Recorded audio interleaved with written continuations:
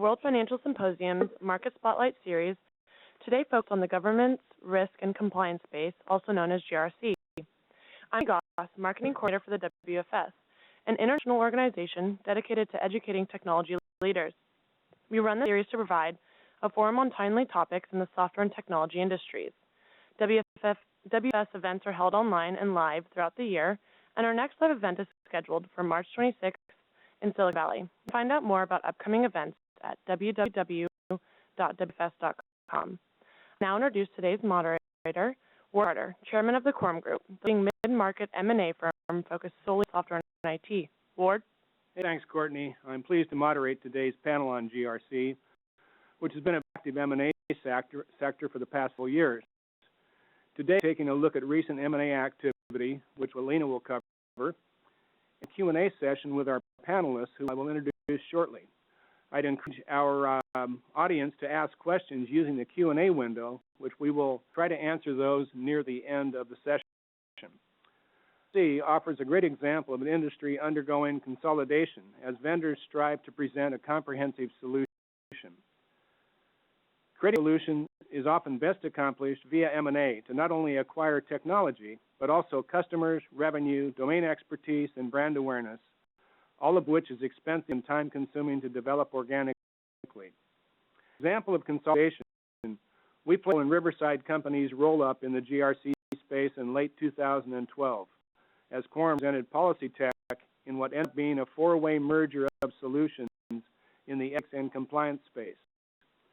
This number of tools, including risk management, case management, policy management, online training, hotline reporting, and awareness programs under a single umbrella of NAVX.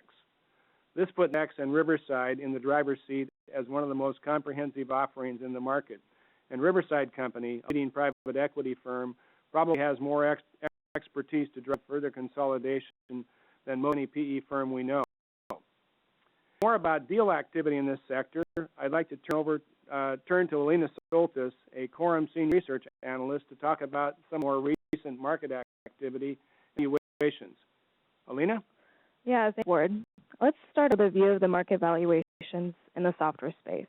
We put GRC into our horizontal sector due to active and applicable role across industries of all kinds. Last year, we saw strong performance across all sectors, especially the horizontal, and the highest performer due to the high level of SaaS companies and representation. The year on a high note, in January came in just shy of 4 times revenue across the peer group. Jumping straight to the deals in our spotlight market, one of the more interesting deals in the last couple of years was NASDAQ's pickup of Netherlands-based BWise for $6 million in 2012. Sales multiples weren't made public, but estimates have pinned at more than 6 times sales. This helps build out NASDAQ's corporate services and other non-trading revenue, which makes up 3/4 of the total. Essentially entering the space through an acquisition, NASDAQ has been vaulted to the top of the leaderboard. Then looks at a long-standing leader in the space, S&P Global, who acquired Compliance 360, which focuses on healthcare, insurance, and financial services industries.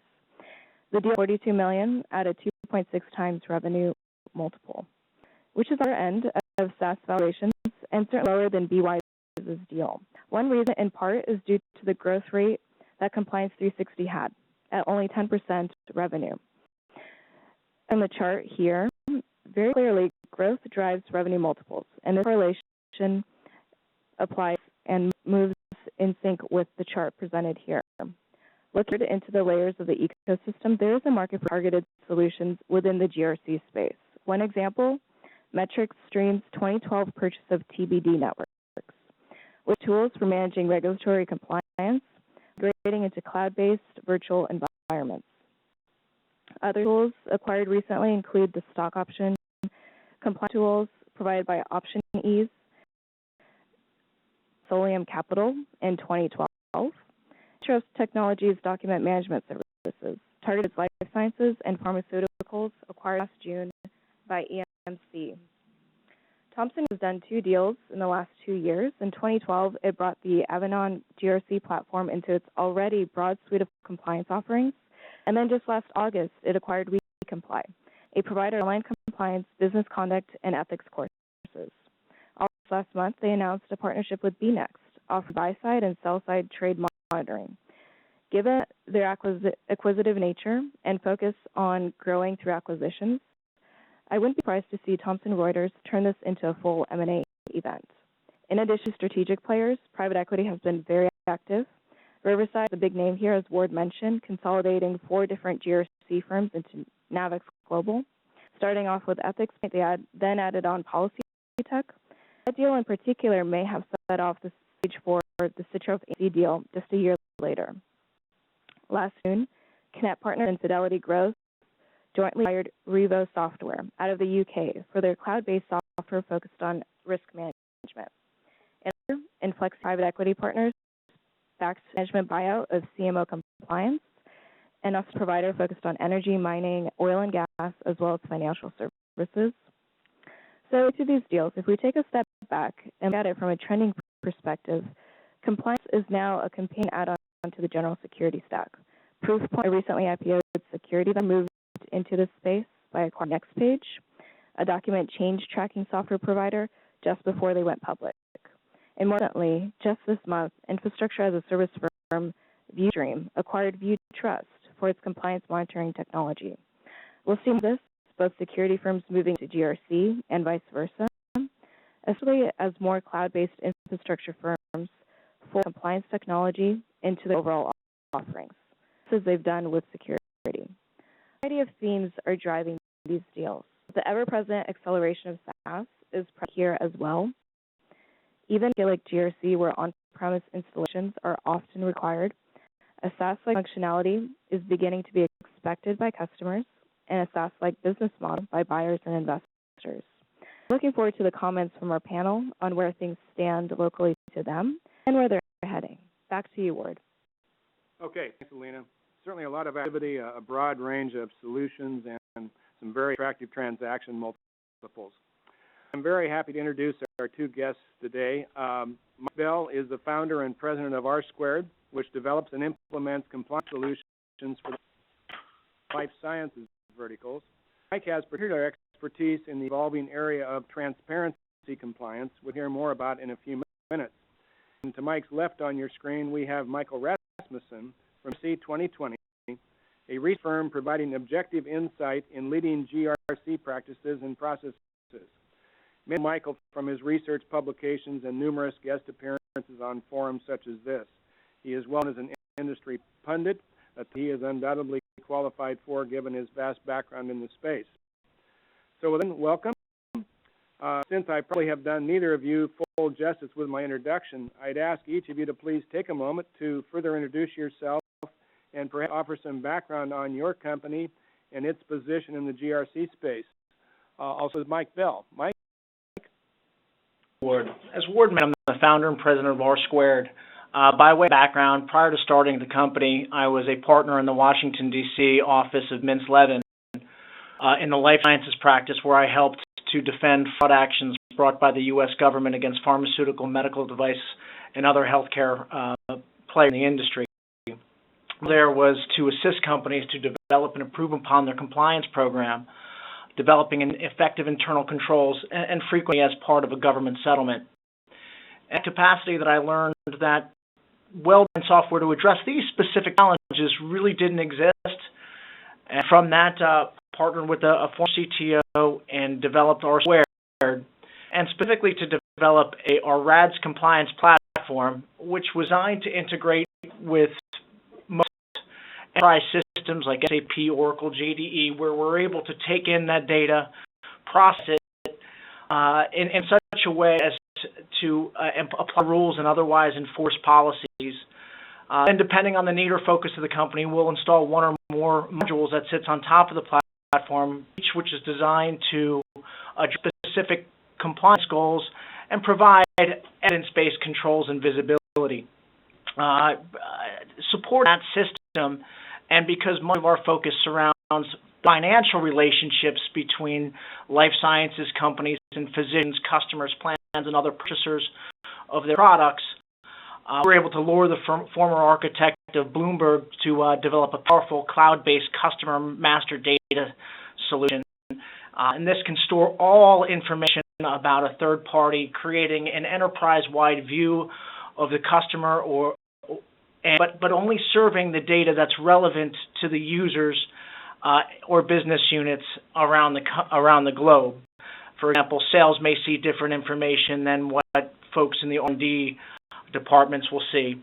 And in this, we built fuzzy matching logic, which is very powerful in light of the large consolidation we're seeing, and it allows companies to take the data from multiple different systems and multiple different companies and match and merge them together. Combined, we've been around for 7 years, and compliance has been a great space to be in, and we've enjoyed tremendous success. Our customers include some of the largest and most influential global life sciences companies, including 6 Fortune 500 companies and 2 of which are in the Fortune 20. Thanks, Ward. Great. Thanks for that introduction, Michael. Back to you in a moment. Now, flip it over to Michael Rasmussen. Pleasure to be here today. I'm Michael Rasmussen, and I've got over 20 years experience in the GRC space, but we've only been calling it GRC for the last 12. The first decade, the 1990s, I was focused on the IT security and compliance, leading a consulting practice, but also working in the trenches within companies. But then in 2000, started a gig information group, which got acquired by Forrester. And my claim to fame, I guess, is in February 2002, I was the first to define and model a market for technology and label it GRC. The first time I modeled the GRC market in February 2002. I wrote the first 2 Forrester waves, compared solutions in this market. I spent 7 years at Forrester and have now been 7 years on my own as an independent market research analyst. So we can attribute the acronym GRC to Michael Rasmussen. It just rolls off our tongue, kind of like ERP, Michael. Excellent. Okay. What I'd like to do, in order to allow you to talk a little bit further about your views on this evolving market, I'm very interested in getting a sense for your feel for the trends and drivers in the GRC space and disruptive forces that are evident from where you sit. Bill, you want to tackle that first? Certainly, Ward. Certainly from our perspective, where our focus is in life sciences and healthcare, we've been witnessing a 1-2 punch that has continued to be a disruptor. First, there's been increased enforcement in the life sciences sector, both domestically and abroad. In 2013 alone, the U.S. government recovered over $5.5 billion for the pharmaceutical sector alone, not including device, and close to over $30 billion over the last 20 years. So these are big settlements with meaningful impact. Recently, the Department of Justice announced an industry sweep of the life sciences industry under the Foreign Corrupt Practices Act. And in the last 2 years, over 25 companies have announced an investigation or settled in an investigation under that law. Helping this is healthy whistleblower awards. With the trend in big dollar settlements we expect and whistleblower provisions under Frank Dodd and other laws, I expect this trend to continue. Second of the punches is an increased focus on what we're calling transparency compliance. And because it's so new, I'll take a second to explain what that is. I'll use it in the context of what's happening here in the U.S. So, first time in history, and pursuant to the Affordable Care Act, pharmaceutical and medical device manufacturers will have to report copious amounts of data to the federal government about any and all financial transfers to physicians and teaching hospitals in the U.S. This ranges from a slice of pizza to a grant or a large research and development project. Every single transfer of value must be captured, processed, collated, and reported to the federal government in a way required by Centers for Medicare and Medicaid Services. We're seeing this law take fire elsewhere. So today, in just the last few years, we've seen look-like legislation or trade association requirements pop up in such areas as the UK, France, Japan, Australia, Portugal, Slovakia, Denmark, Ireland, Hungary, and now the Trade Association for all of the EU member countries has now required and announced transparency disclosure requirements throughout all of Europe beginning in 2016. confluence of factors has created a demand for meaningful compliance solutions that not only is able to capture the data and to report, but also to be able to have internal controls about the relationships, purchases, and other transactions that actually give rise to the reportable data. And it's that demand that's fueling our growth. Wow, very interesting. Michael? Well, the GRC space is broad, and so some of the trends that I'm monitoring, which sort of go counter to the major analyst firms, is that the GRC space can't be defined by one set of platforms. If you get the last Forrester wave I wrote in 2007 before I left Forrester, I had 4 different wave graphics in it, because already then I was becoming more aware of the broad perspective of what GRC is really about, and there's over 500 solutions that I map into my GRC market models, and there's a lot of different segmentation of that. So we have this idea of GRC platforms. We see a lot of things like called enterprise GRC, and there is that growing interest in enterprise GRC. But a number of transactions from the vendors I follow, that's, in 2012, that was about 14% of the activity. In 2013, it's about 20% of the activity that I tracked and monitored. 80% right now of the activity is trying to focus on departmental needs, so GRC solutions for different departments like audit or corporate compliance or risk or IT, or trying to focus on very specific issues like Foreign Corrupt Practices Act that was just mentioned, or we could talk conflict minerals as part of Section 1508 of the Dodd-Frank Act. So 80% of the spending is really on department level or issue level spending, only 20% on what we call enterprise GRC. A thing I see organizations tackling is the fact that they might have 6 GRC platforms in their environment. I can think of an insurance company that I've been working with has, 4 vendors in-house, and they're looking at a 5th, all calling themselves GRC platforms. This is very common, and still a lot of these organizations struggle with spreadsheets, documents, and emails because they're, very common in a lot of other areas that might not have used one of the platforms. And so one of the things I see trending is that there's more focus on GRC architecture. That this idea that one platform can solve problems just doesn't exist. There are some that are broader than others, but so much of this has been, to manage things to the lowest common denominator in some cases, that I'm going to choose a platform and force the whole organization into it. And some departments lose some functionality and stuff they need because the platform doesn't have what they've used to manage risk or compliance. And so we're seeing a lot of focus on GRC architecture where there can be a backbone platform that brings together things, but it connects to other solutions and things that provide very specialty needs where they need to be delivered. So GRC architecture is discussed quite frequently now. In fact, I've seen a significant rise in the number of the followers of my newsletter that subscribe to my research in the use of architecture in their titles. So people in the trenches where architecture is going right alongside GRC in their job titles. I've seen that happen a lot in the last 2 years. The other is really GRC engagement. How do we bring compelling, easy-to-use interfaces to our employees in our organization? A lot of GRC for the past 10 years has focused on the bend of GRC, the finance and financial controls, audit, risk management, corporate compliance.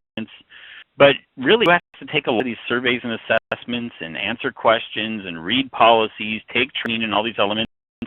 It's frontline employees. And a lot of these GRC solutions that we've historically have, and a lot of the ones that are in the, Gartner and Forrester, reports, don't have the greatest interfaces.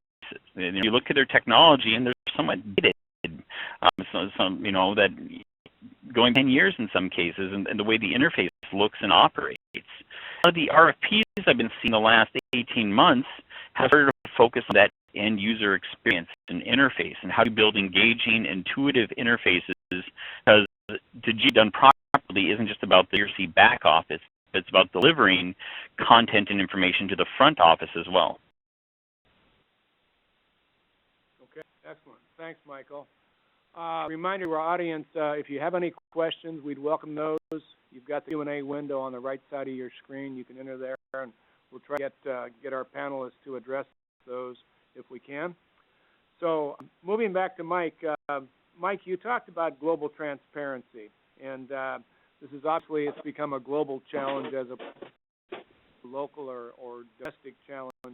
Can you talk a bit more about how companies are tackling that global challenge?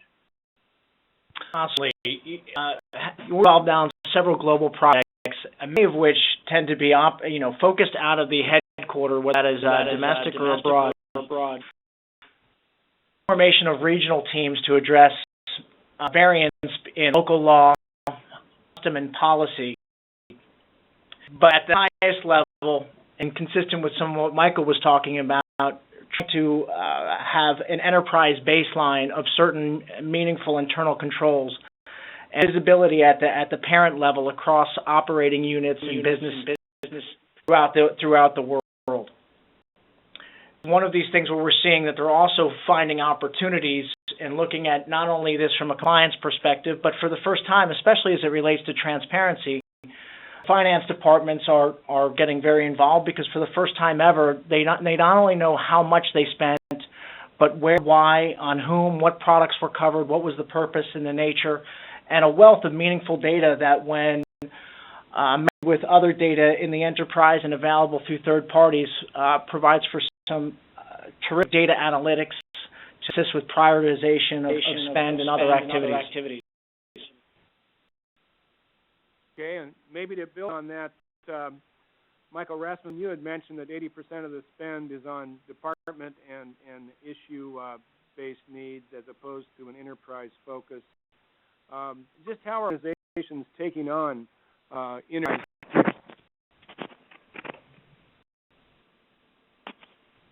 Organizations taking on enterprise GRC? GRC strategies. Well, it all depends on their maturity. From my perspective, every organization does GRC today. So, the definition of GRC, which is found in only one publicly vetted standard out there. There's lots of consultants and vendors that'll give you their definition of GRC. But GRC is a capability to reliably achieve objectives while addressing uncertainty and acting with integrity. The reliable achievement of objectives is a governance function, addressing and managing uncertainty is a risk management function, and acting with integrity is a compliance function. All three of those work together. So every organization on the planet does GRC in some form or fashion today. So because GRC, first off, is broader than technology. I just don't go out and buy GRC. There are GRC technologies to help you enhance maturity, but it goes well beyond that. And so when we look at the GRC market, we need to understand that every organization out there is already doing GRC, because you're not going to find anybody that with their board telling them that we lack governance, we do not manage risk, and we don't comply. So it's much more of a question of how do we mature GRC programs. And, I've got a 5-scale maturity model, five-level maturity model that I use to define GRC maturity. But that level ad hoc, that level 1 stage is really about where things are managed in a lot of spreadsheets and documents and emails. It's reactive firefighting. Level 2 is a little more proactive, but still a lot of dependency on spreadsheets and documents. And level 3 is where you have more of a department level GRC platform that brings information together within a department context. Level 4 is where you're starting to bridge departments into a common platform, but we haven't really rolled it out to the entire organization. Level 5 is where GRC technology, that there's this integrated architecture that provides a core backbone for GRC, but also extend to other systems and solutions where needed, and has an integrated information and technology architecture to support GRC strategy and processes that align with the business. And so that's a maturity model. And it's at that 20% of the spending is at that level 4 and 5 right now. 80% is at levels 1, 2, and 3, where we're trying to address department and specific issue level needs. But even when we have a level 4 and 5, that doesn't mean that everything's being spent specifically on the enterprise GRC platform.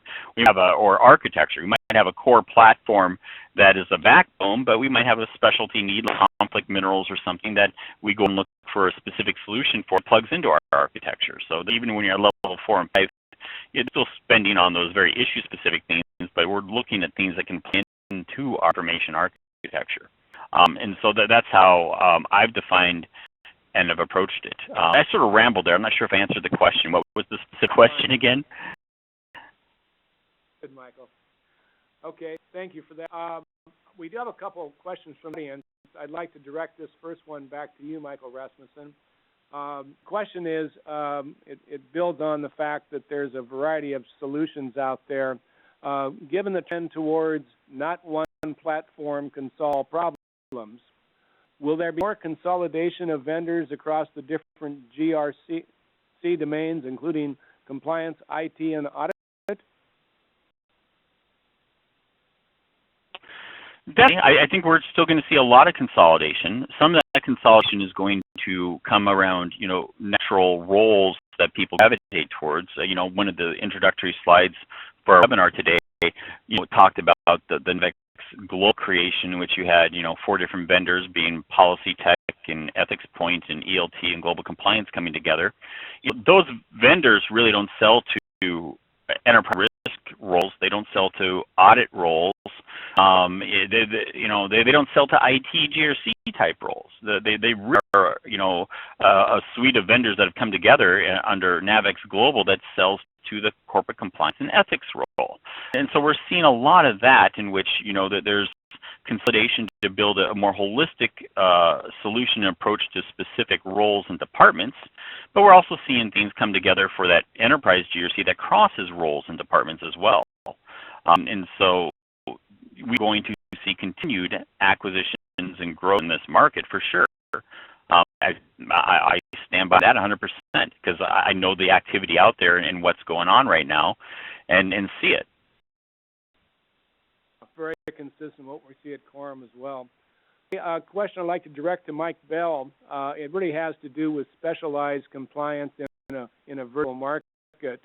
The question is, how are GRCs dealing with specialized compliance, such as the example here of a nuclear plant, electric plant risk, geographically dispersed operating units? Michael? Yeah, it's a good question. We our focus is not in the nuclear space, but there's a good analogy here.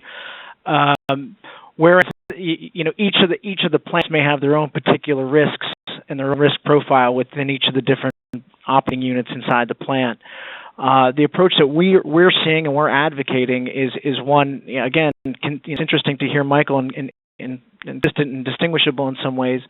Is we've done it is we look to do a platform where we try to connect as much of the and try to establish as much homogeneity as possible, allowing that type of user interface and front end action for data analytics entry, and even what we're doing now is even by putting things out to the iPad and mobile technology.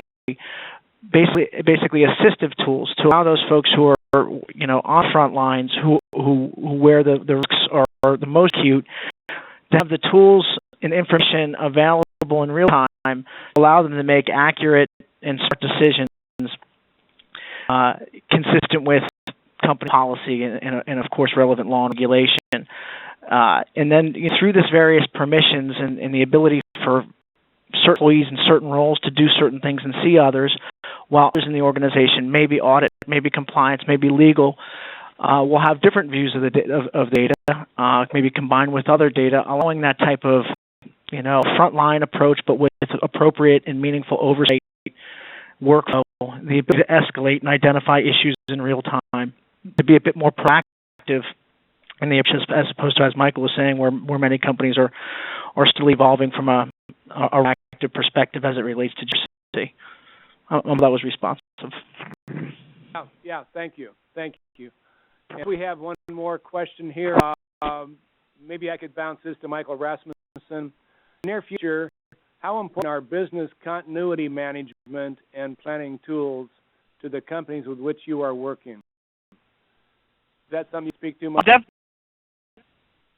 Yeah, I'm definitely seeing growing interest in business continuity as part of a GRC strategy. I think there's a disconnect within organizations right that fail to see that relationship. But if you look at the number of RFPs and things out there that include business continuity, that is growing. And so I have seen that grow over the last 2 years significantly. And to me, there's a close relationship between business continuity and operational risk management, and why these are discussed and managed in different silos with organizations just boggles my mind. But I see business continuity as one of those growth areas for GRC. I mean, it's not the fastest growth area right now. I mean, third-party management, which does have a flavor of business continuity, but is much more that's the fastest growing segment of the GRC market, dealing with vendors, suppliers, a lot of Foreign Corrupt Practices Act and other bribery and corruption laws like UK Bribery Act and things play into that space. The conflict minerals, social accountability, dealing with international labor standards across supply chains. To me, what I see, the hottest areas that I see in the GRC market right now are, policy management, lots and lots of deals, and we're seeing with the crackdown from the SEC and Department of Justice and what the questions the regulators are asking on, not only what is your policy, but how is it communicated and managed. Policy management is significant. That's one of the top three that I see. The second one that's related to policy management is regulatory change management. We've doubled the amount of regulatory change upon some industries in the last 5 years. In 2008, there was 8,704 changes globally impacting banks. Over half of those are from the United States. In 2012, I don't have 2013 figures yet, but in 2012, there was over 17,763 changes. And in each year of the 5-year period, you saw continued growth and escalation. We've more than doubled the amount of regulatory change just upon the banking industry, with half those changes coming from the U.S. Regulatory change management is huge, and the key piece is the integration of content and technology. But the area of interest that I see right now is the whole vendor-supplier area, what I call third-party management. And that's the fastest growing part of the market because, it has been relatively small, but it has so much requirements and things. There's a number of regulations just within U.S. financial services regulators. I've listed a couple dozen in one of my slides of just, the different departments and specific, regulations that are looking at vendor risk management for banks and other financial services organizations. But, you look at the Frank Act and Section 1508 with the conflict minerals, there's over 6,000 companies that they say will have to report to the SEC in May, but downstream effect is hundreds of thousands of companies. On your supply chain and try to trace tin, tantalum, tungsten, and gold down to the local mine and smelter, and if they come from the Democratic Republic of the Congo or 9 surrounding countries. I've seen a number of deals in social accountability dealing with international labor standards of child labor, forced labor, working hours, wage and hour, health and safety across supply chains. When the garment factory collapsed last May in India, I Wall Street Journal 3 times that month. Lots of interest and exposure to organizations around third-party management. Original question, yes, I see business continuity as growing in the GRC perspective. It's not in the top 3, though. Okay. Thanks, Michael. We've got some additional questions that I'm going to make sure we get back to our attention on.